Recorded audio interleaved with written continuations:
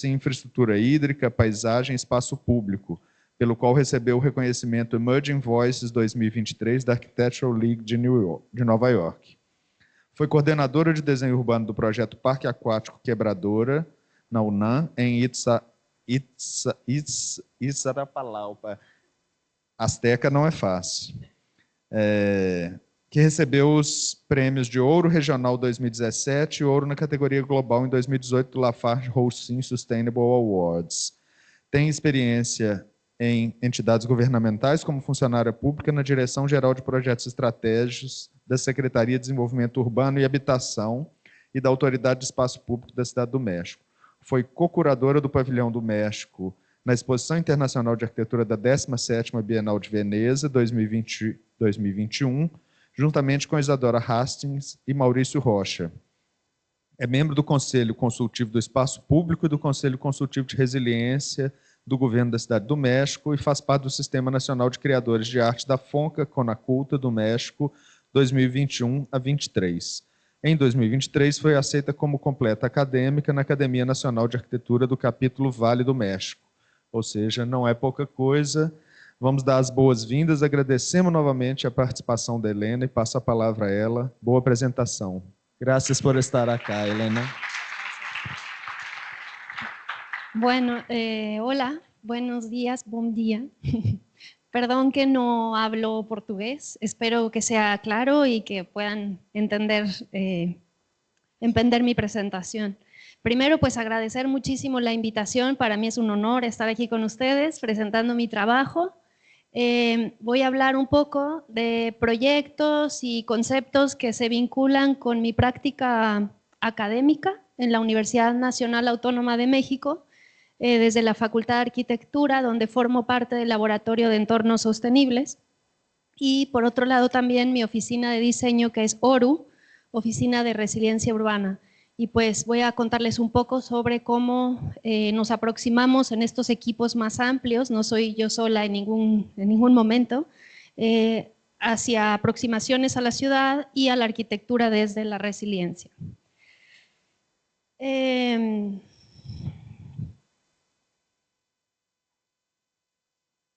A ver, un momentito que te averiguo cómo pasa esto. Esto sí funciona.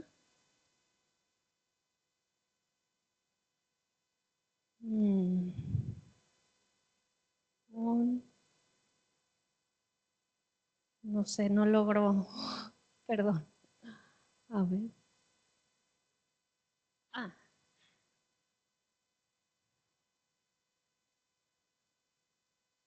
Ahí. Perfecto.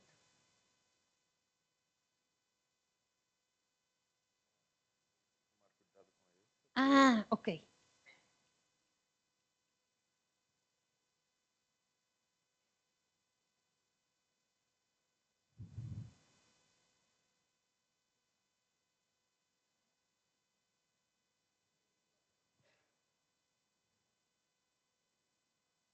No quiero. Un momentito. Bueno, mientras ponemos esto voy empezando a contarles un poquito. Sí. Sí, yo doy señal entonces. Bueno, les cuento un poco. Oficina de Resiliencia Urbana, somos 4 socios, Adriana Chávez, Víctor Rico, Memo Chávez y yo. Y bueno, pues nos conocimos durante la maestría estudiando diseño urbano y volviendo los 4 somos mexicanos. Y regresando a la Ciudad de México, bueno, pues lo que vimos es que para poder hablar de urbanismo ecológico, que es lo que estaba mucho en boga y sigue estando por suerte, digamos, en el centro de la atención del diseño urbano en ese momento en la escuela de Harvard, pues teníamos que empezar a entender nuestra propia ciudad desde ese lente de resiliencia. Y bueno, pues aquí hay algunas experiencias que hemos ido abonando en el sentido de la resiliencia, un seminario que yo tengo de titulación en la Universidad Nacional, donde vemos temas que tienen que ver con el territorio, con el agua, con las infraestructuras, y que también nutre mucho lo que hacemos en la oficina. Trabajamos en la estrategia de resiliencia de la Ciudad de México, como nuestro primer proyecto, ¿no? Regresando a la ciudad, estaba la iniciativa de 100 ciudades resilientes de Rockefeller. ¿Ya funciona? Ah, a ver. No. Sí, yo te voy indicando. Gracias. Y en ese año que empezaba esta iniciativa, nos acercamos al gobierno de la Ciudad de México para decirles que si querían nuestro apoyo para poder hacer la aplicación a esta iniciativa, las primeras 33 ciudades para recibir financiamiento, para hacer un plan, una estrategia de resiliencia para la ciudad. Y pues hicimos nuestro primer proyecto, que fue justamente hacer el mapa de riesgos de la ciudad para poder ser contemplados. Se lo dieron a la ciudad y desde entonces hemos estado vinculados muy directamente con la oficina de gobierno, trabajando en el tema de resiliencia de la ciudad. Y bueno, por otro lado, yo formé parte de la Autoridad del Espacio Público, una oficina de diseño de gobierno que por primera vez ponía al centro, digamos, ese diseño de la colectividad, donde la arquitectura y el arquitecto pues tenía un rol muy prioritario, ¿no?, en la toma de decisiones de estos espacios colectivos. Entonces, bueno, pues se hizo una especie de escuela en el que también trabajamos el Parque Hídrico Quebradora, que es un parque que de hecho trabajé con Loreta Castro, que es alguien que van a tener por aquí la próxima semana, bueno, en online. Y bueno, esos son los antecedentes y podemos pasar a la siguiente. Para nosotros, uno de los grandes desafíos que tienen las ciudades y de hecho el diseño, la práctica proyectual el día de hoy, es esa integración de lo social y lo ambiental, lo urbano y lo ecológico, que han sido siempre concebidos disciplinarmente desde un campo pues separado, ¿no?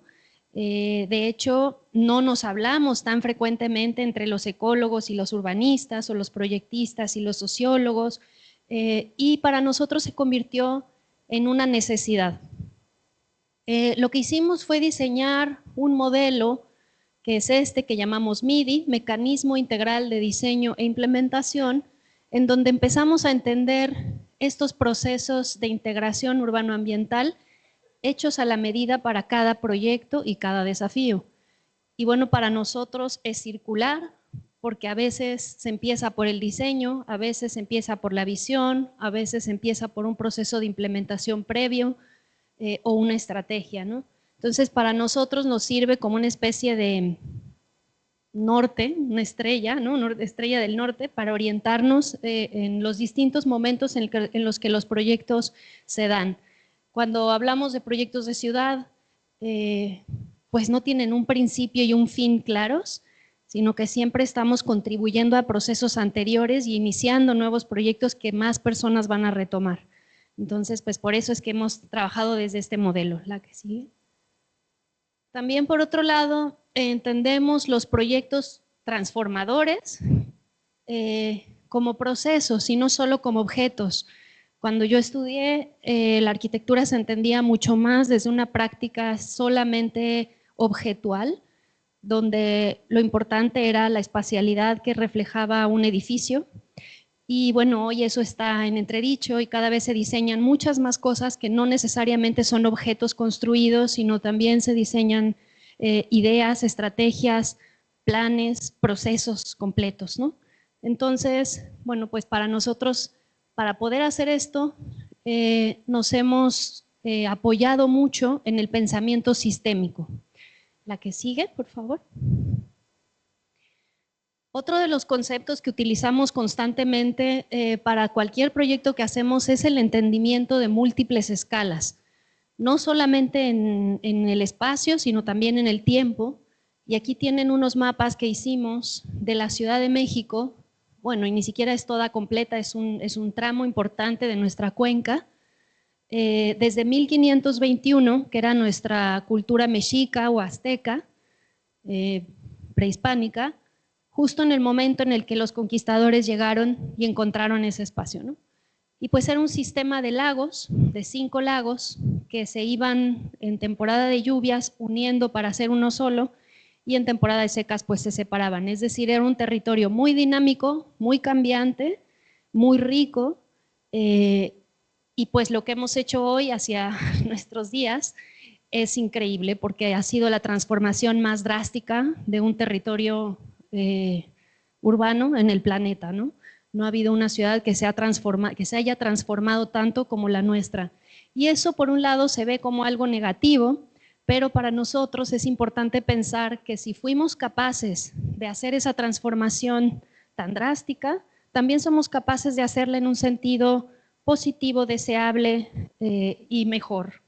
La que sigue. Otro de los componentes que es muy importante para nosotros en esta práctica que tiene que ver con la resiliencia es la observación y es algo que vamos incorporando constantemente en nuestra práctica y bueno, está el trabajo de Aldo Rossi, que por ejemplo en su libro Autobiografía Científica nos dice que tal vez la observación de las cosas ha sido su más importante educación formal, puesto que la observación más tarde se transforma en memoria. Ahora parece que veo todas las cosas que he observado dispuestas como herramientas en una limpia fila que están alineadas como en una tabla botánica o un catálogo o un diccionario. Pero este catálogo que yace en algún sitio entre la imaginación y la memoria no es neutral. Siempre reaparece en diferentes objetos y constituye su deformación y de alguna manera su evolución. Y bueno, nos gusta porque creemos que es un músculo que hay que estar entrenando, hay que estar conociendo cómo es que cada uno de nosotros observa el contexto. Les decía, las ciudades tienen muchas capas de información previa a cuando nosotros llegamos a un proyecto. Entonces, partimos de la idea de que la arquitectura, además de crear, pues descubre y se debe elegir dónde y cuándo y cuánto tiempo observar y ser pacientes y abiertos hacia esta observación. Que hay algunos ejemplos que hemos utilizado en nuestras prácticas proyectuales, por ejemplo, fenómenos que se presentan en entornos que se van imitando, ¿no? Como puede ser los colores en fachadas o un tianguis. Este es el mercado callejero, se llaman tianguis en México. Ese mercado callejero es el más grande que tenemos en la ciudad y pues tiene varios kilómetros de longitud, se pone los miércoles y los sábados en Iztapalapa, que es la zona más pobre y más poblada. Solo Iztapalapa tiene 2 millones de personas. Pues es increíble ver ese territorio que en un segundo se pobla y se vuelve a desaparecer al día siguiente, ¿no? Y otros fenómenos que pueden ser desde naturales, ¿no? o creaciones de otras especies como un hormiguero donde viven las hormigas, o las creaciones artísticas que juegan con elementos que mutan, que cambian, y cómo podemos aprender de ellos. Este es un proyecto que desarrollé como parte de mi Sistema Nacional de Creadores de Arte, un programa de cultura que tiene nuestro país, que denominé Atlas de Riesgos de la Arquitectura Urbana en México, Futuros Inciertos, y esto con un afán, un interés por conocer más a fondo cómo nos relacionamos como diseñadores con la incertidumbre. Y frente al contexto actual de deterioro ambiental, de crisis climática y bueno, lo que todos ya sabemos, me parece que tenemos que estrechar mucho más esa relación con este concepto y entender nuestra práctica desde ese lugar. Entonces, bueno, ahí hay una página, quien quiera consultarla, ahí está todo mi trabajo de este tema, se llama futurosinciertos.mx. Y lo que hice fue justamente recoger elementos de observación, unas métricas urbanas y ambientales y cartografías que permiten como aterrizar estas ideas desde una perspectiva que recoge la opinión de muchas personas. Aquí algunos de estos ejemplos, algunas conversaciones que he tenido con gente al respecto, algún registro de cómo se relaciona lo urbano con lo ambiental en distintos grados, y una biblioteca que también libros, referencias de personas que hacen alusión a la incertidumbre y a esta integración urbanoambiental, y por último pues estas cartografías que diseñé alrededor de ciertos conceptos asociados a la incertidumbre. La que sigue. También para nosotros la cartografía se ha vuelto como nuestro compañero más importante en esa observación y conocimiento de la realidad. No solamente por el hecho de usarlo como un mecanismo de análisis, pero también de proyección. de diseño, ¿no? Entonces, lo utilizamos pues constantemente casi en cualquier proyecto y además, pues bueno, nos permite hablar de una visualización. Para que las cosas existan, tienen que estar en algún lado, tienen que poder ser nombradas, tienen que poder ser observadas y así es como empiezan a existir. Entonces, esa visualización tiene muchísimo poder en lo que hacemos en el territorio. Y por último, pues es un mecanismo para nosotros para hablar de una investigación aplicada. Y bueno, aquí hay algunos ejemplos, por ejemplo, de los riesgos de inundaciones que estamos analizando en el caso de Bogotá y en el caso de la península de Quintana Roo en México.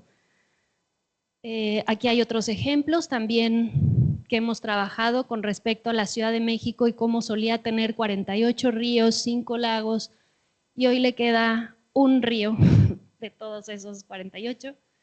Y bueno, un poco para entender eso, nos parece muy importante poderlo visualizar, por dónde pasaba el río. Hoy en día ya no queda más que el suelo y pues vuelven a salir los ríos, pero salen con drenaje el día de hoy cuando hay una inundación. Entonces, estamos tratando de entender cómo es que podemos comunicar por dónde pasa ese río, por dónde pasaba ese río y dónde están esas orillas de río en la actualidad para que la gente las conozca. Todavía nos quedan algunos resquicios de ese pasado lacustre que teníamos, como los nombres de las calles. Hoy se llaman Río Magdalena, Río Churubusco, es decir, nos queda la toponimia, nos quedan los nombres. Pero tenemos que seguir como aunando a recordar ese pasado para poder entender el papel que tiene en nuestro futuro, ¿no? La que sigue.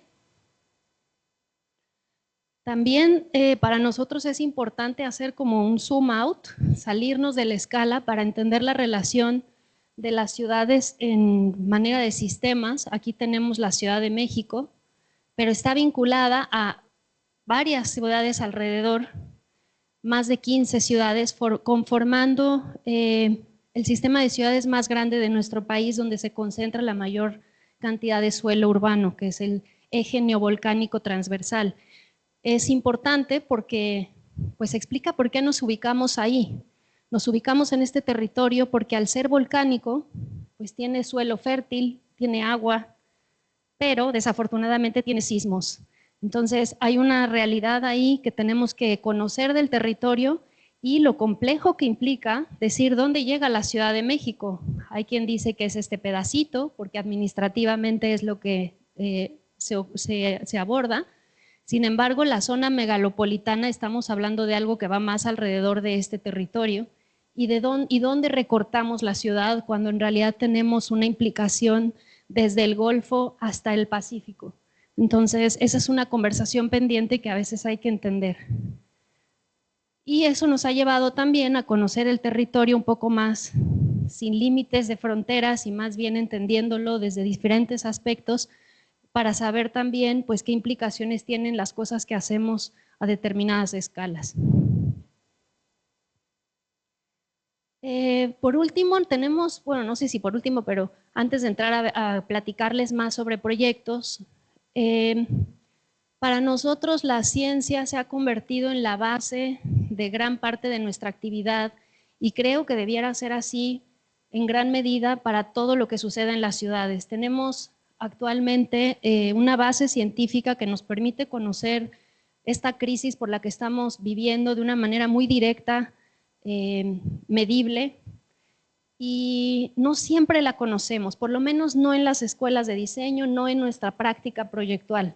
Sabemos del cambio climático, pero no tenemos las dimensiones ni sabemos entenderlo de una manera que nos sea significativa. La conocemos más como desde la perspectiva ciudadana que desde una perspectiva profesional.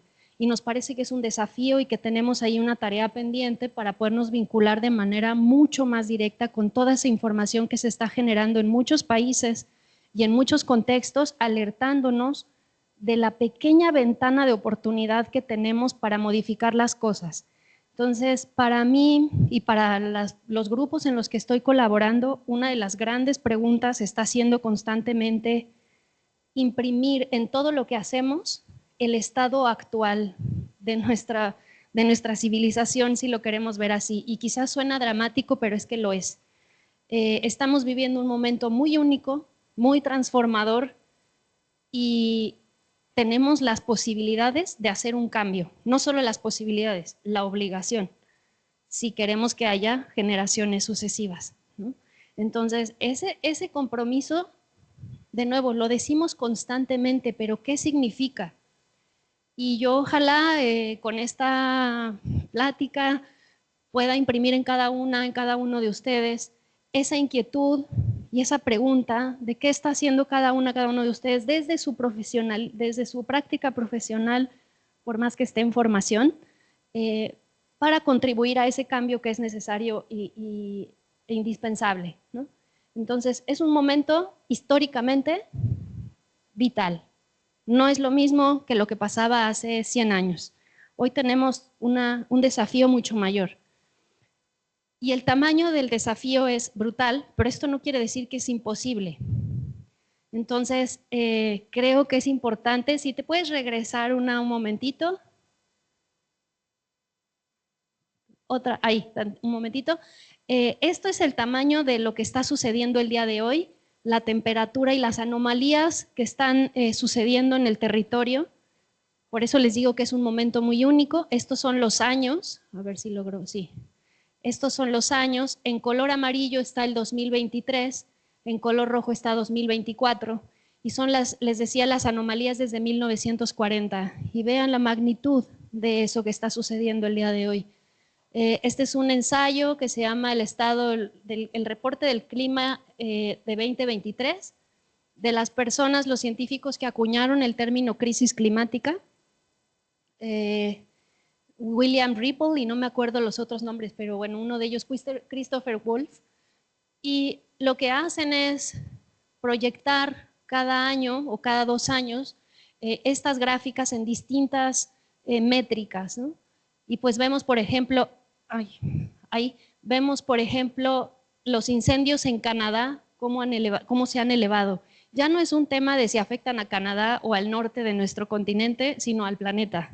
Entonces, por primera vez también, la relación global planetaria está teniendo un lugar predominante en las conversaciones y se vuelve muy desafiante porque esta conversación entre lo local y lo global está cada vez más vigente y cada vez más abierta a que propongamos cómo vincular lo que hacemos en un pequeño espacio, en una ciudad o en un entorno incluso rural, con respecto a este aspecto global del que estamos formando parte, ¿no? Aquí tenemos un ejemplo de lo que sucedió en Acapulco, es una zona costera de México. Si pueden regresar una, que está yendo un poco más rápido, pero no, la que sigue, gracias. Bueno, ahí. Esto es lo que sucedió con Otis, el huracán que entró en 2023, devastando la zona costera pues más antigua y quizás más como valiosa que tenemos.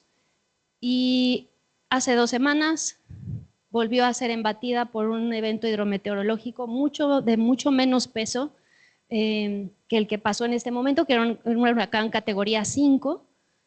Y pues este territorio no ve tregua y lo que estamos tratando de ver es que cómo podemos reaccionar ante la posibilidad de que un mismo territorio reciba 2 embates de categoría 5 o de fuerza tremenda en un mismo año. Ese es el tamaño de la magnitud, donde la alternativa no sea, pues vámonos, ¿no? Nos vamos de este territorio y migramos a otro, porque eso sería también de cierta forma social, económicamente, políticamente insostenible en determinado momento. La que sigue. Esto fue hace 3 semanas con el huracán Helene en ciertas zonas de Estados Unidos que nunca habían visto esa cantidad de lluvia en sus vidas. Y yo justo coincidí en un panel que era el New York Climate Week a presentar unos proyectos que nos invitaron y estaba ahí la gente de Tampa, de Florida, de ciertos territorios que iban a ser embatidos, de donde se decía, esta es la peor tormenta que vamos a ver jamás. Y pues desafortunadamente casi era como decirles, es la primera y la menos fuerte que van a haber visto, porque vendrán más y vendrán peores si no hacemos nada, ¿no? Entonces es como para ellos no podían ni siquiera imaginar lo que eso implicaría. Y por ejemplo, este tipo de escenas en las que las personas pues no saben cómo relacionarse con una descarga de agua de esta magnitud, de este volumen, pensando que se pueden subir a sus coches y sobrevivir. Y es una falta de comprensión de ese tipo de fenómenos en territorios que no necesariamente los conocían. La que sigue. Por otro lado, pues está esto que salió hace, me parece que 5 días en el New York Times y que a mí me dejó con la sangre helada. Sobre todo, lo hablábamos hace un momentito, tengo un particular gusto e interés y cariño por el Amazonas y la relevancia que tiene en nuestro continente. Y pues de pronto ver que el río Amazonas está en estas condiciones el día de hoy. Se puede caminar casi que al centro del río, el mayor río del mundo. ¿Qué está sucediendo? Que hay muchas comunidades que están en el Amazonas que dependen de ese flujo de agua para su subsistencia básica, no solo para moverse, para recibir alimentos, para recibir, ¿no? Requieren de ese río para poderlo hacer. Entonces, pues lo que se está poniendo sobre la mesa es si deben dragar para permitir que el flujo que queda o que hay en este momento dada la sequía pueda llegar a esas comunidades. Pero en ese dragado se modificarían los ecosistemas de una manera que no se sabe, una, si es reversible, y dos, qué consecuencias tendría en otros ecosistemas de los que se depende en la región. Entonces, es una pregunta que nunca se había tenido que plantear y ahora se tiene que plantear con una velocidad que no estamos listos. Entonces, en esa diapositiva que les mostraba antes sobre la incertidumbre, creo que se vuelve muy relevante adelantarnos a que estas cosas se van a aproximar a nuestras ciudades y qué estamos dispuestos a hacer, a decidir y empezar a ponernos en esa posición proactiva de toma de decisión y de saber tener la información a nuestro alcance para tomar la mejor decisión en su momento. Muchas gracias. Ya sirve. Y en ese sentido está este trabajo que hemos trabajado mucho con Henk Ovink, especialista, embajador del agua holandés.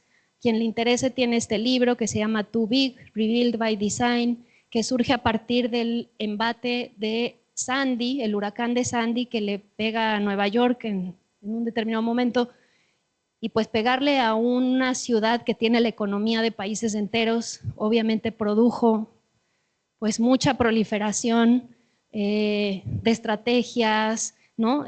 Para poder adelantarnos a que eso suceda. Y nos gusta mucho esta gráfica porque lo que nos dice Henk Ovink es que hemos pasado históricamente de un enfoque de crisis a crisis que responde de la manera que se puede frente a un evento adverso, un desastre que se avecine, hacia uno reactivo de crisis a soluciones temporales, que es un poco donde estamos el día de hoy, y que tenemos que empezar a movernos hacia un enfoque proactivo de crisis a soluciones integrales que se adelantan a estos eventos, justamente para evitar los conflictos que estamos viendo que suceden.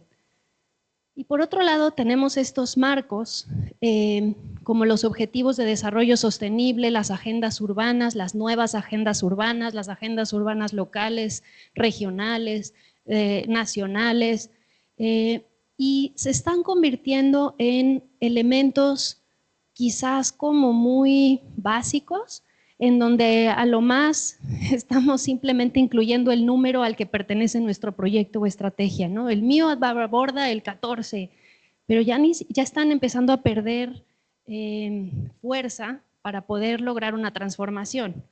Cuando también existen otro tipo de mediciones, quizás mucho más desde la ciencia, como estas, que son los límites planetarios que propone el Instituto de Resiliencia de Estocolmo, a través de su investigador Johan Rockström, en donde nos habla de la medición que están haciendo con respecto a 9 límites, entre ellos está el agua potable, también está el cambio climático, están ozono, en fin, otros límites que hacen que nuestro planeta sea habitable como lo conocemos.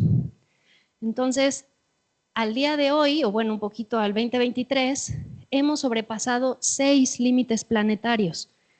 Lo que pasa al pasar el último límite, o sea, es decir, es en riesgo el del amarillo hacia el rojo, y mientras más rojo, podemos llegar a un punto, a un umbral, que ya no hay regreso. Es decir, ya no podemos volver a una condición anterior, y eso es el peligro. Eso es el peligro al que estamos enfrentándonos. Lo estamos viendo en nuestros cuerpos de agua, por ejemplo, cuando se evapora una presa hasta cierto punto, se vuelve muy peligroso porque la misma, si se supera la capa que enfría la parte baja, quiere decir que se te va a evaporar mucho más rápido. Es decir, el mismo lago, la misma presa, es tu propia enemiga para evaporarse. Y lo mismo sucede con los glaciares. Cuando empiezan a dejar de ser blancos para ser azul, dar paso al agua, eso se convierte en las fuentes de calentamiento propio del mismo hielo. Entonces, esos límites son los que tenemos que conocer y evitar a toda costa, porque no sabemos a qué estado de planeta nos están conduciendo. Y ante esto, pues les decía, para nosotros ha sido muy importante entender la resiliencia como una pauta para hacer frente a esto, ¿no? Para verle el lado positivo, porque también entiendo puede ser bastante desolador, bastante duro, bastante pesimista, y justo es lo que no debemos hacer. Justamente esto debe ser como, estas situaciones debieran ser una invitación a replantearnos nuestro propio quehacer, nuestra propia práctica, y transformarla también. Parte de mis estudios de doctorado tienen que ver con entender la resiliencia ecológica y qué nos aporta a las disciplinas del diseño urbano, del paisaje, del urbanismo, de la arquitectura. Y bueno, pues aquí hay algunos diagramas que me recuerdan mucho la presentación anterior, porque hablan de estas estructuras, ¿no?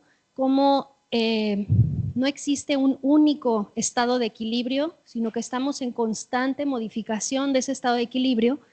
Y el tema es que podemos modificar el estado de equilibrio para cambiar hacia otro que puede ser peor. Entonces, es importante entender la resiliencia ecológica, porque es la que ha estado dando mucha luz alrededor de por dónde podemos aterrizar estrategias que se conviertan en reforzadoras de ese sistema, y no, lo que les decía, que se conviertan en nuestras enemigas, ¿no? Para poder convertir al planeta en un espacio que siga siendo habitable.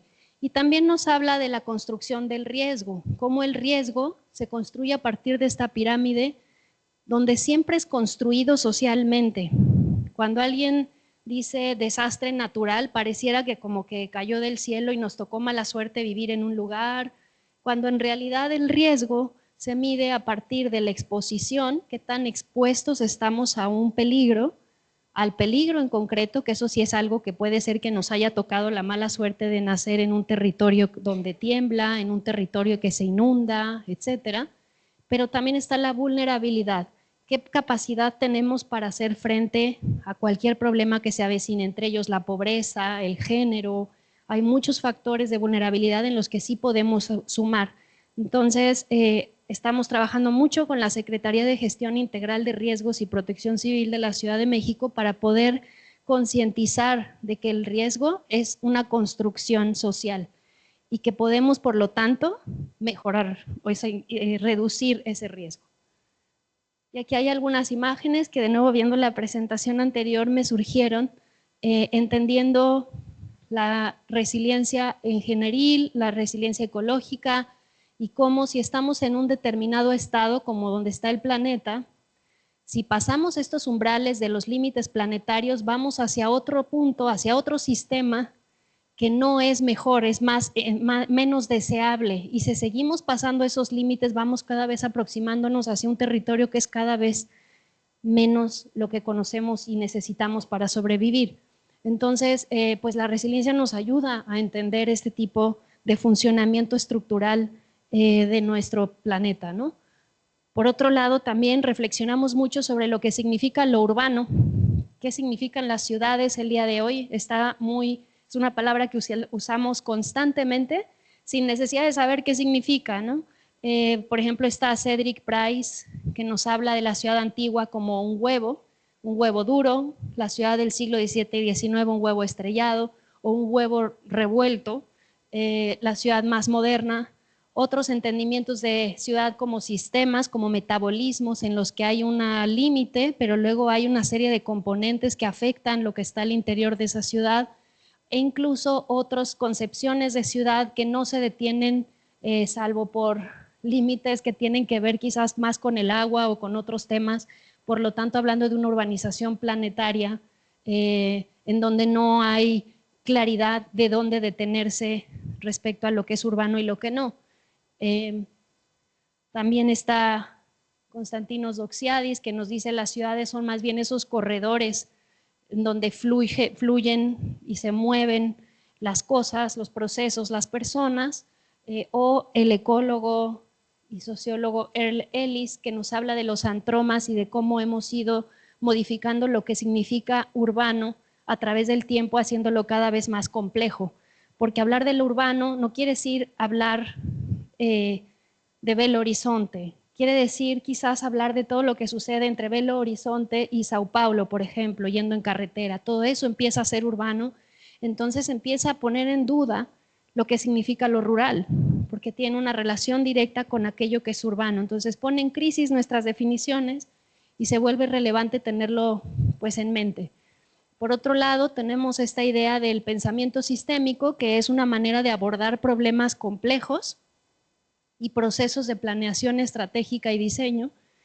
Y para mí ha sido pues muy interesante estudiar desde aquellas personas que, por ejemplo, desde la matemática entienden el pensamiento sistémico como esa representación de un recorte de la realidad. Si tenemos un cuerpo humano, por ejemplo, pues dónde lo recortamos para analizarlo, para estudiarlo, para intervenirlo. Y nos ha pasado cuando nos hemos enfermado y a quién vamos. Si te duele el diente, quizás vas a un dentista, pero a lo mejor tiene otra implicación en otro sistema. Entonces empezamos cayendo en cuestionarnos cuál es el sistema pertinente al problema que estamos abordando y cómo entenderlo como una totalidad organizada, ¿no? Y para ello se requiere de interdisciplina, y la interdisciplina no solamente desde los campos que se abordan en las escuelas o en las prácticas, digamos, profesionalizadas que se estudian, sino también aquellas que vienen del conocimiento ancestral, que vienen del conocimiento del territorio, de las poblaciones que llevan mucho tiempo habitando un espacio y conociéndolo desde otra perspectiva. Eso, por ejemplo, nos da pie a entender la medicina cuando es medicina alternativa y la medicina más convencional. Y bueno, también cómo entender los procesos de complejos como no lineales, donde no es un punto donde empiezas y un punto donde terminas y una serie de pasos a seguir, sino más bien un espacio que representa el inicio, un espacio que representa una meta de acuerdo a un objetivo y una serie de posibilidades y caminos que no necesariamente son siempre en la misma dirección.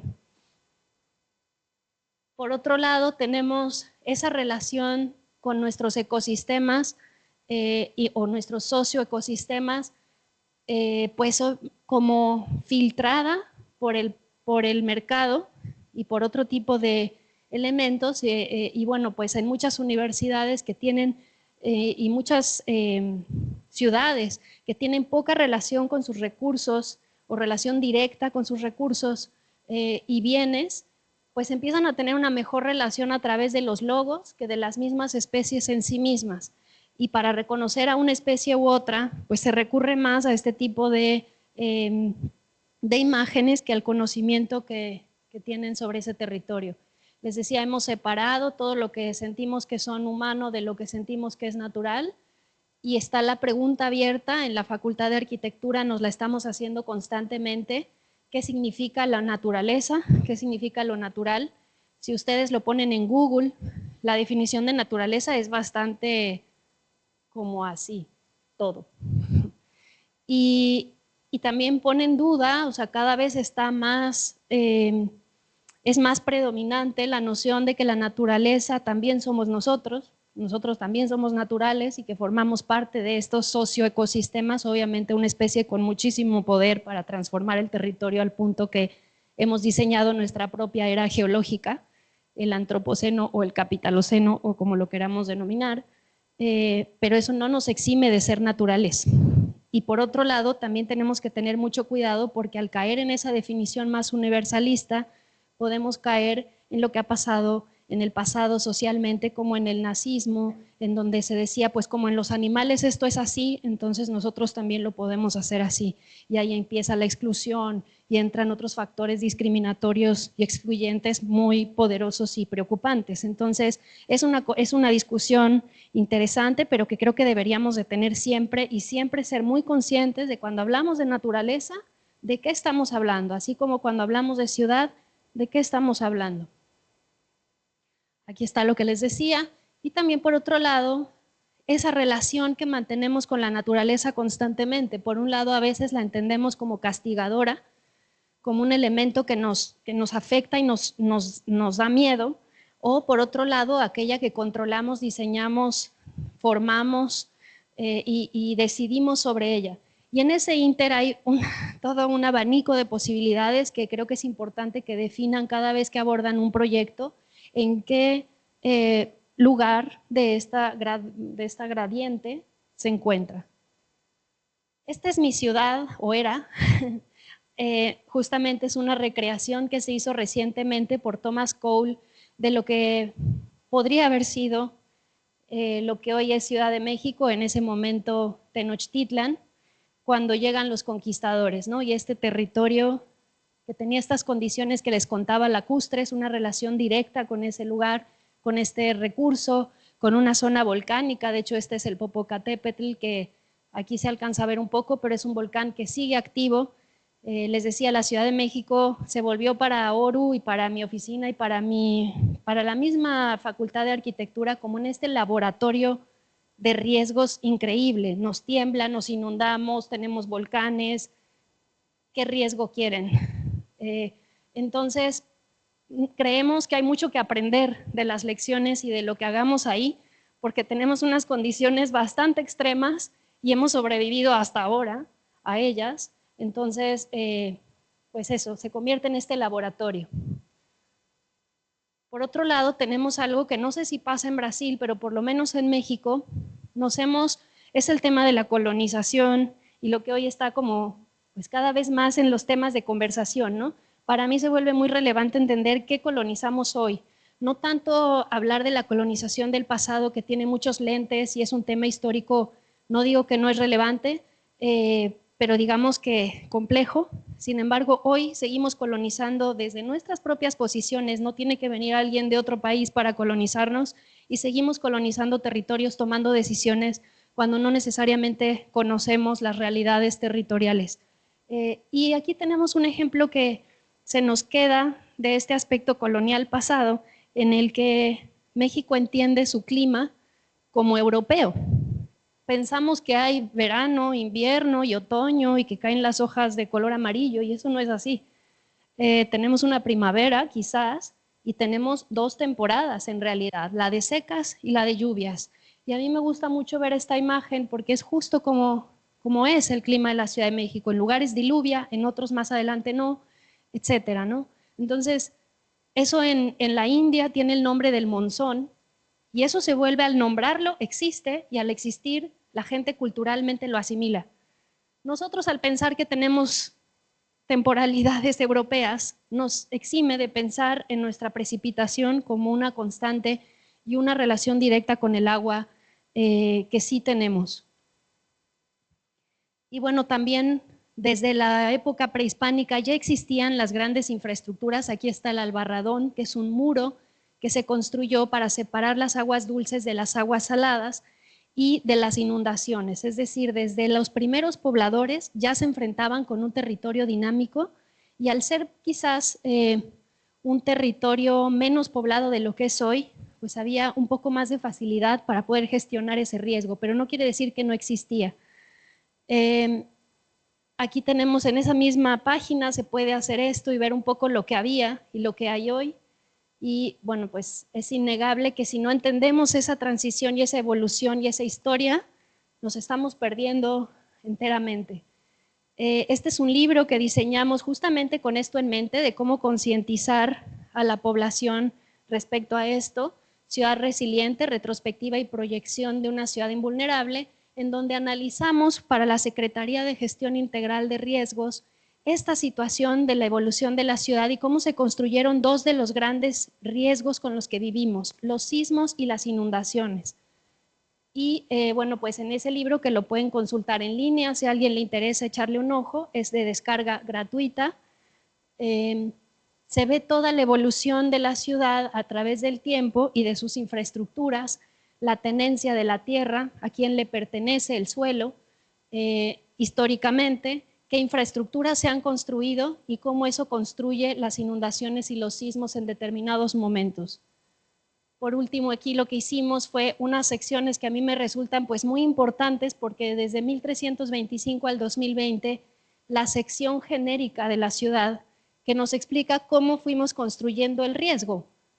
Por ejemplo, empezamos a desecar los lagos a través de cortes de montañas, de túneles, de meter especies como el eucalipto que seca.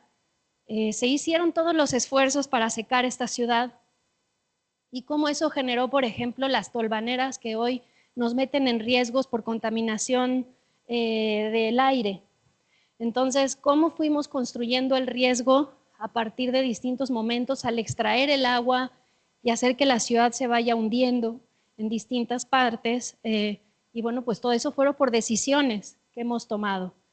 Para hablarles de algunos proyectos, este es un plan que hicimos en una zona de la ciudad que es la única que le queda un pedazo de lago, que se llama Xochimilco, en la que trabajamos un proyecto con el Laboratorio de Restauración Ecológica de la UNAM que se llama Chinampa Refugio. La ciudad que les mostré, la Ciudad de México, de Tenochtitlan, antigua, prehispánica, llegó a ser, en el momento en que los conquistadores llegaron, la ciudad más poblada del mundo. No había una ciudad más poblada, y eso se debía a este sistema que ven aquí, que se llaman chinampas. ¿Qué son las chinampas? Es un invento del hombre para hacer tierra productiva en una especie de pantano o lago o humedal. Se juntaba la tierra, me parece que traigo una foto, aquí está. Se junta suelo, que es fértil porque es de fondo del lago, tiene mucho sedimento, se pone con otras ramas, hojas, hay toda una técnica muy sofisticada, ancestral, para poderlo hacer. Se afianza con unos árboles que se llaman ahuejotes, que son nativos del territorio y que tienen raíces muy profundas, entonces fungen como estacas que hacen que el suelo no se pierda. Y se hacen tiras de tierra, como ven aquí, para cosechas muy productivas. Salen pues más de 6 ciclos de cosechas al año, donde además se protegen del sol por la sombra de los ahuejotes, y además al estar construida así el suelo, hace que el agua permee de cierta forma, evitando un riego excesivo. No se tiene que echar tanta agua porque el suelo ya está húmedo de por sí gracias a esta estrategia. Entonces es un gran invento que a mí me parece que tenemos que estar pensando cuáles son las chinampas del futuro, cuáles son esos inventos que tenemos que estar haciendo el día de hoy para relacionarnos con nuestro entorno de una manera más directa, más creativa, y que permitan subsistir. Esto es un invento que les permitió subsistir, que existe desde antes de los aztecas, es decir, de los primeros pobladores ribereños. Decidieron hacer esto porque ahí tenían todos los elementos para hacerlo, y es lo único que persiste desde entonces hasta hoy. Entonces, para mí es uno de los elementos más resilientes con los que cuenta mi ciudad. Ese sistema es el día de hoy, es lo que nos queda de nuestro lago, que además está cargado todavía de una cultura social importante y un valor innegable, es patrimonio de la humanidad. Pero está siendo cada vez más amenazado por el crecimiento, es todo este territorio, pero está siendo cada vez más amenazado por el desarrollo inmobiliario, por la falta de vivienda asequible, por la contaminación, por introducción de ganado, por actividades turísticas invasivas.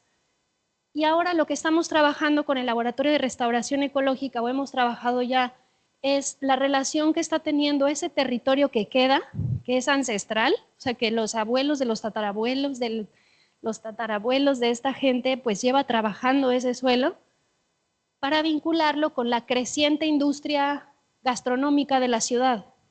La ciudad tiene cada vez más chefs llegando, cada vez más restaurantes caros y digamos, está yéndole bien a la industria gastronómica en México, y se está haciendo un sello chinampero que lo que está haciendo es que en lugar de tener que ir al mercado central, a la central de abastos, a comprar los insumos que vienen de otros territorios, se acercan a las chinampas y tienen un lugar que les cultiva justo lo que ellos necesitan, y entonces está haciéndose un vínculo entre el futuro y el desarrollo económico de la ciudad con un territorio que va más allá de la agricultura urbana, como a veces se entiende, con un potencial de expandirse pues en todo lo que es el lago, ¿no? Y aquí está, miren el color del suelo, eso habla de la fertilidad, y ven la cantidad de animalitos e insectos que están ahí. Y para que esto suceda, lo que se está haciendo es trabajar con los chinamperos en distintas zonas. Estos puntos rosas son los puntos donde hemos trabajado, y lo que hace es colocarse unos biofiltros que ven aquí, que se han ido perfeccionando para que el agua que entra a ese sistema, a cada chinampa, sea cada vez más limpia y se empiece a monitorear las especies que ahí están. Entre ellas, una de las más cotizadas en el mundo, que es el ajolote, que es esta especie que si tú le cortas un pedazo le vuelve a crecer. Entonces es la especie que más hay en todo laboratorio del mundo, pues porque está como la clave para que el ser humano se pueda regenerar y vivir todo el tiempo que quiera. No se ha todavía llegado a ese descubrimiento, pero es el animal que más vive en laboratorios de todas las especies del mundo, y este es su único entorno nativo, que está también siendo amenazado. Entonces, este tipo de sistemas que les mostraba permiten soltar aquí a estos animales y poderlos, me parece que hay una foto, no, poderlos monitorear. Y la intención es que esto se pueda expandir a lo largo de todo el sistema de Xochimilco. Esto es como se ve Xochimilco pues el día de hoy, ¿no? Este otro proyecto es un proyecto que es el que les conté que fui a presentar al New York Climate Week. Es un proyecto que está financiando lo que queda de 100 ciudades resilientes, se llama Resilient Cities Catalyst, y después de hacer estrategias por todo el mundo, 100 estrategias de resiliencia, vieron que es muy difícil incidir solo con un papel. Entonces decidieron irse al territorio y apoyar proyectos desde abajo, desde los barrios, para ver qué pasaba y qué información se podía obtener. Nos fuimos a la zona más pobre de México, de la Ciudad de México, porque hay mucha más pobreza en la zona metropolitana, que está en las faldas de esta sierra, que es un volcán inactivo, en la zona de Iztapalapa que yo les comentaba, y este es un poco como se ve, ese suelo de conservación. Todo lo que ven aquí en verde es el suelo de conservación, pero si ustedes lo ven, pues no es un bosque, no se ven árboles, es un pastizal. Entonces la gente no lo valora, ni el mismo gobierno lo valora, cuando en realidad el valor de ese territorio no es su vegetación, pero su suelo. Es un suelo que al ser volcánico es basáltico, y eso hace que tenga una aptitud para infiltrar agua al subsuelo muy elevada. Entonces los pobladores no necesariamente saben que el valor de lo que tienen está bajo sus pies. Y este proyecto ha intentado ayudarles a entender dónde está el tema de resiliencia en su territorio. Son comunidades que se han autoorganizado, se han construido sus escuelas, sus clínicas, universidades, comedores, absolutamente todo sin apoyo directo del gobierno, salvo de algunos programas, y además está empezando a invadir por asentamientos humanos irregulares. Entonces, pues es una amenaza para toda la ciudad, porque mientras más se construya sobre ese suelo, menos infiltra. Una ciudad que depende 70% del acuífero, con un acuífero que está en un nivel de sobreexplotación que supera el 230%. Entonces, no es menor el trabajo de estas comunidades, que siempre están fuera del radar de lo político, ¿no? Esta es esta comunidad, Miravalle, que tiene este espacio de captación de agua de lluvia existente. Nos acercamos con ellos, tienen expresiones artísticas importantes, reciben residentes extranjeros de arte, y les ayudamos a mejorar ese espacio para que funcionara, para limpiar sus filtros, para generar espacios de tanques, de cisternas para esa agua, y para expresar el agua a través de unas ciclofuentes, porque si no se queda como oculta el agua, y lo que queríamos era que se pudiera visualizar y valorar por esa comunidad. Hicimos diagnósticos participativos que se vuelven muy relevantes, porque les decía, el conocimiento no solamente es de las capas de datos que podemos obtener a través de fuentes oficiales, sino también del conocimiento del territorio. Entonces, es el primer mapa de riesgos que se generó un poco de manera colectiva. Esta es la condición, estamos hablando de un territorio por acá arriba, donde además pues es gente que migró de otros lugares y que tienen otras relaciones con el agua, como con la costa, y que lo traen un poco y hablan de ese lugar de donde vienen en este espacio. También donde las banquetas o las aceras no cumplen las funciones convencionales del modelo de ciudad central, no son para caminar, son para almacenar, son para poner servicios. Los topes que impiden que un coche vaya muy rápido, al no tener tantos coches, fungen para conducir el agua. Es decir, es un modelo de ciudad distinta que tenemos que empezar a poner sobre la mesa, conocer y apoyar, ¿no? Bueno, aquí está esto. Y quizás algo que valió mucho la pena de trabajar con ellos es que les acercamos al gobierno, les acercamos a otros actores que les pueden financiar proyectos. Hicimos un Festival del Agua como inauguración de este proyecto. Y lo más valioso quizás es la reflexión que tuvieron ellos acerca de entenderse en un esquema de resiliencia y saber por qué son resilientes. No sé si podemos poner el videíto, hay un videíto que se llama Miravalle, si hay alguien por ahí arriba. No sé si me está oyendo, pero, el video de Miravalle, por favor. Gracias.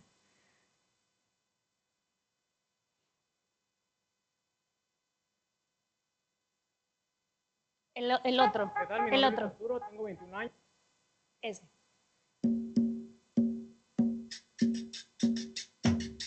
Es una iniciativa que hicimos precisamente para que la comunidad tuviera un espacio. Creo que es muy importante el tema de la resiliencia. En Miravalle llegaron a habitar muchas personas que después de haber perdido su casa en el sismo del 85. Que la asamblea tenga esta oportunidad como para todas y todos es algo que para mí ha sido súper significativo.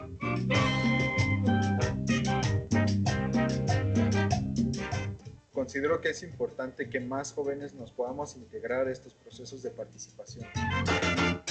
Miravalle resiliente. Entonces, bueno, pues esto lo más relevante está siendo colocar a Miravalle en una red de ciudades que están aprendiendo de ella y Iztapalapa, de Tampa, de Houston, de Nueva York, para saberse resilientes y poder encontrar un camino, ayudarles a planear su futuro de alguna manera. Un par de proyectos más. Este es el proyecto en Los Cabos, es una zona en Baja California Sur que trabajamos para el gobierno en condiciones bastante extremas, como se suele trabajar con gobierno, al menos en México, con 3 meses para hacer el proyecto, presupuestos muy bajos, 3 meses para construirlo, en zonas pues muy empobrecidas. Este es el norte de Los Cabos, aquí está la zona turística donde recibe pues muchísimo turismo y pues esto está abandonado al norte donde realmente no tienen casi nada y ahí decidimos hacer infraestructuras microclimáticas, socioambientales y resilientes. ¿De qué manera? Aquí es el lugar donde más embates de eventos hidrometeorológicos tienen en el país, es decir, donde más frecuentemente entran huracanes históricamente. Es un territorio que no hay nada, no existe la calle, no existe iluminación, no hay servicios públicos y lo que hay es algunas escuelas que fungen como refugios.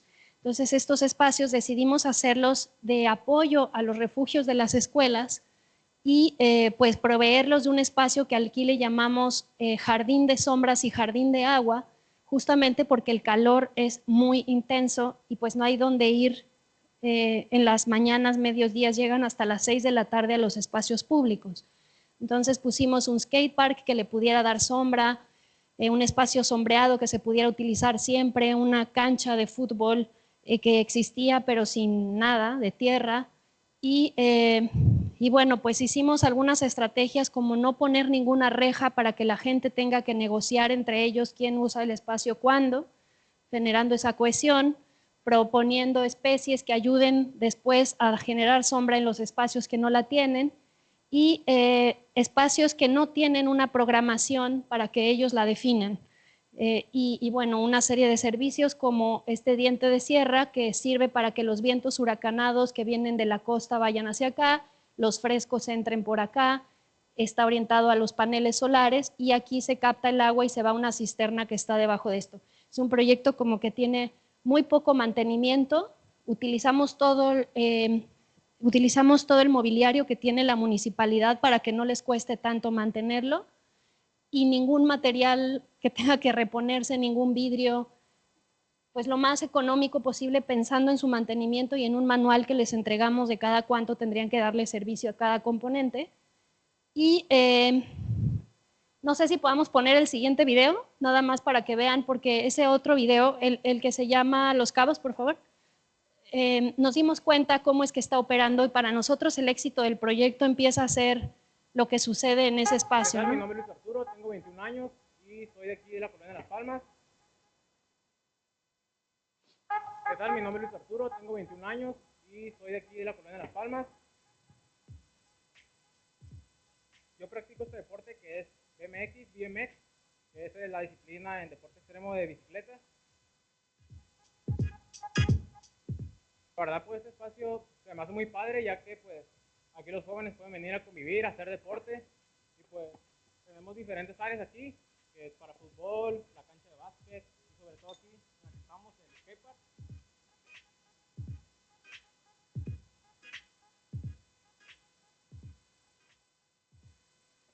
Pues yo creo que este espacio tiene un buen impacto hacia la sociedad porque pues fomenta la salud, el deporte, y pues es un buen lugar para pasar el rato, venir a hacer ejercicio. Ya llevo varios años viviendo aquí, entonces me ha tocado ver todo el cambio que ha tenido este lugar, lo que era antes un campo vacío.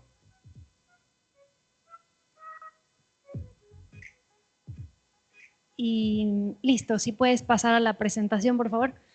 Entonces fue sorpresa regresar a este lugar cuando se construye tan rápido y que es un poco una moneda al aire a ver qué sucede, pues regresar a ver que lo que se había pensado que era el éxito del proyecto, pues de alguna manera se está cumpliendo y empieza a haber pues cada vez más expresiones de ello, ¿no? Junto a este está el jardín de agua, que nos habían dado este terreno donde pues no había nada al lado de un yonque, un tiradero de basura, un relleno sanitario y una vía que cuando llueve viene con toda fuerza y se lleva todo lo que está en su camino, inundando mucho Cuenca Abajo. Y pues lo que hicimos fue un proyecto que trabajamos con hidrólogos para conducir esa agua y llevarla a una serie de jardines de retención que evitaran que se inundara más Cuenca Abajo. Entonces, para nosotros es importante ver qué vocación tiene cada proyecto y cómo podemos contribuir no solo al bienestar dentro de ese predio, sino el papel que puede fungir para los que están en otros sitios, ¿no? Lo mismo con la vegetación, escogimos vegetación que es local. La gente suele querer lo que está en Los Cabos, que son palmeras como si fuera Los Ángeles. En realidad el paisaje del desierto de Baja California es muy hermoso, pero no está colocado en el espacio público como reflejo identitario de ese territorio. Entonces empezamos a colocar eso, la piedra del lugar, obviamente que se convierte en un espacio iluminado en una zona donde no hay nada, y estos jardines de lluvia y de bioretención que cuando llueve pues implican que el agua tiene un espacio a donde irse.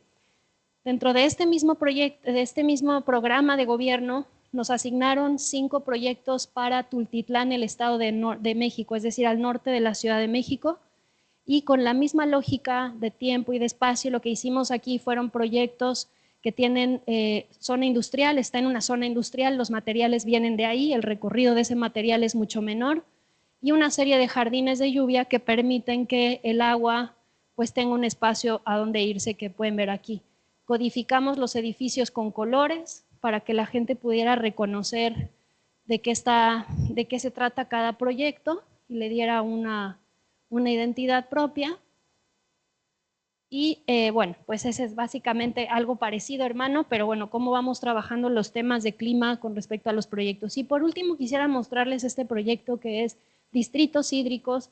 Es un proyecto que trata de abordar algo en medio, una escala intermedia entre las grandes infraestructuras que hemos construido en nuestra ciudad, grandes plantas de tratamiento, grandes tuberías, drenaje, el más grande del mundo. Es como que a la Ciudad de México le encanta construir las cosas más grandes posibles y siempre se ven superadas. El día que se inaugura la planta de tratamiento no le cabe todo el drenaje y tiene que dejar pasar agua sin tratar, etcétera. Entonces, y por otro lado se están empezando a hacer estrategias de infraestructura verde que la gente no sabe lo que son. Entonces es una pequeña intervención, pero que acaba siendo quizás muy poco significativa en la colectividad. Entonces nos buscaron de World Resources Institute México para hacer un proyecto que abordara cómo los desarrolladores que quieren crecer hasta lo que la normativa les permite, puedan hacerlo, puedan crecer hasta el número de niveles que pueden. No los estaban permitiendo el gobierno porque ya no hay agua. Se nos acabó el agua en la Ciudad de México. Hoy tenemos actualmente un día cero de las aguas superficiales. ¿Qué significa esto? 30% del agua, me parece que aquí viene en otra diapositiva, sí, 30%, ya no es 22, es 30, viene de otra cuenca. Aquí esta es nuestra cuenca del Valle de México, esta es la Ciudad de México. 30% del agua viene de esa distancia, teniéndola que bombear 1000 metros por arriba para poder llegar a la ciudad y no poder cubrir siquiera las fugas. El 40% del agua de la Ciudad de México se va en fugas porque la instalación es muy antigua, tiene más de 100 años en algunos casos. Entonces, todo ese esfuerzo que requiere la energía completa de una ciudad como la de Puebla para operar, solamente cubre parcialmente las fugas. Hay quien dice que eso es bueno, porque la fuga al menos llegará al acuífero, pero bueno, yo no sé si la fuga no es solo de agua, sino también de otras cosas, si eso conviene, ¿no? Y el drenaje, todo lo sacamos al norte, a este territorio que se llama el Valle del Mezquital, que es el territorio en el planeta que más ha sido regado con agua de drenaje sin tratar. Ninguna otra parte del mundo. Entonces recibimos a muchísimos expertos, especialistas en el tema que van a analizar qué está pasando cuando le echas tanto drenaje a un territorio, a la tierra. Y hay sorpresas, como hay ciertos puntos en donde 200 metros para abajo el suelo sirve como filtro y empieza a generar un pequeño acuífero de agua limpia, pero no es el caso en todos los sentidos, solamente en algunos. Y ese riego de ese territorio es de hortaliza, que después se vende a la Ciudad de México con toda la contaminación de metales pesados, etcétera. Entonces es un ciclo, un metabolismo bastante pues, inadecuado para una ciudad como la nuestra, y los desarrolladores de este territorio en Tacubaya pues no tienen cómo crecer, no les dan el permiso de agua, tienen permiso para desarrollarse, pero no, al no tener agua, nos buscan el consorcio y nos dice cómo podemos ayudar al gobierno a producir agua, a decirles, dennos menos agua, yo produzco algo de agua. Y ese fue el ejercicio de distritos hídricos. Dimos cuenta que con todas las estrategias que implementamos en ese territorio podrían llegar hasta el 70% de la demanda de agua cubierta por el mismo lugar, en lugar del sistema central, lo cual el sistema central solo tendría que proveer un 30%. ¿Y cómo se hizo esto? Pues cambiando el modelo de soy un lote, o sea, en un territorio que es propiedad privada, exigir al gobierno agua y soltarle drenaje, sino decir, hacer una combinación en donde los edificios residenciales nutren de agua a los edificios de equipamiento, etc. 70% del agua de la vivienda es jabonosa. Si separamos y tratamos la jabonosa de manera separada y diferenciada de la de drenaje, tenemos un tratamiento mucho más económico y más utilizable para el equipamiento. Entonces lo que hicimos fue una red de qué necesita cada edificio y quién puede conectarse con quién y cómo eso se puede expresar en el espacio público para que la gente sepa de dónde está viniendo su agua. De un modelo centralizado a uno descentralizado. Este es Tacubaya, este es el análisis de la microcuenca que hicimos para entender que está en la orilla del lago, por eso se inunda también. Y bueno, pues todo el tema del interés político, que obviamente también tiene un papel siempre en estos proyectos, lo llevamos a la universidad porque son los espacios que tienen mayor credibilidad y eso hay que explorarlo, hay que utilizarlo, hay que sacarle provecho. La UNAM se convirtió en este espacio mediador para los múltiples actores, que este es el mapa de actores muy complejo de gobierno, desarrolladores, interesados, organizaciones barriales, etcétera, para llevarlo al territorio y a partir de eso sugerir una cartera de 10 proyectos en el territorio que colectivamente se definieron 3 líneas narrativas. Por un lado, revelar la historia. Este territorio como orilla del lago tiene mucha relación con el agua que está quedando atrás por el desarrollo.